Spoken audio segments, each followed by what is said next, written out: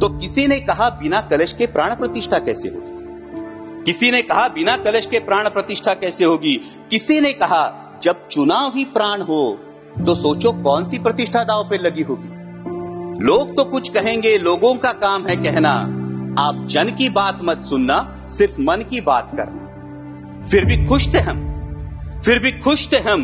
500 साल का सपना जो पूरा हो रहा था, हमारे अंदर का हिंदू भी पूरी तरह से जाग गया था। तो चल पड़े अयोध्या की ओर, राम लल्ला की दर्शन की आस लगाए। चल पड़े अयोध्या की ओर, राम लल्ला के दर्शन की आस लगाए। जो सामने नजारा देखा वो देखकर दंग रह गए। वो 3 मंजिले, 400 खंबे, 32 सीढ़ियां, जय श्री राम का नारा लगाते हुए हम सीढ़ियां चढ़ने लगे। राम लल्ला से क्या गुहार लगाए ये सोचने लगे। पहली सीढ़ी पर याद आई महंगाई, पहली सीढ़ी पर याद आई महंगाई, दूसरी पर देश में बढ़ती बेरोजगारी, तीसरी पर पत्रकारिता की चरण चुंबकता, चौथी पर सेंट्रल एजेंसीज की संदिग्ध भूमिका। हर सीढ़ी पर कुछ न कुछ याद आ रहा था, हर सीढ़ी पर कुछ न कुछ याद आ रहा था। कहीं 15 लाख का जुमला, कहीं किसानों का आक्रोश था, कहीं महिला कुश्तीगिरों की वेदना थी, कहीं सालाना 2 करोड़ रोजगारों का वादा था, कहीं बढ़ती सांप्रदायिकता थी, तो कहीं चुनिंदा पूंजीपतियों पर मेहरबान हमारी सरकार का चेहरा था। इस वास्तविकता ने झंझोड़ने के बाद, इस वास्तविकता ने झंझोड़ने के बाद भी हम अंधभक्तों की तरह चलते गए। होश तो तब संभाला जब राम लल्ला के दर्शन हुए।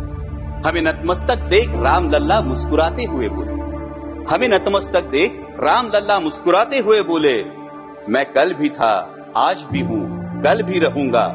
जितना इस मंदिर में हूं उतना ही तुम्हारे मन में रहूंगा। लेकिन याद रखना हमेशा, लेकिन याद रखना हमेशा, मैंने त्रेता युग में रामराज जलाया था, तुम कलियुग में जीते हो जहां संविधान ने गणराज जलाया है। धर्म समाज का किनारा जरूर है, धर्म समाज का किनारा जरूर है, लेकिन देश एक बहती धारा है। किनारे को धारा के बीच में लाया तो प्रवाह अड़ जाता है, प्रगति के पथ से हट जाता है। इसलिए धर्म का ठेकेदार नहीं, पहरेदार बनना चाहिए। इसलिए धर्म का ठेकेदार नहीं, पहरेदार बनना चाहिए।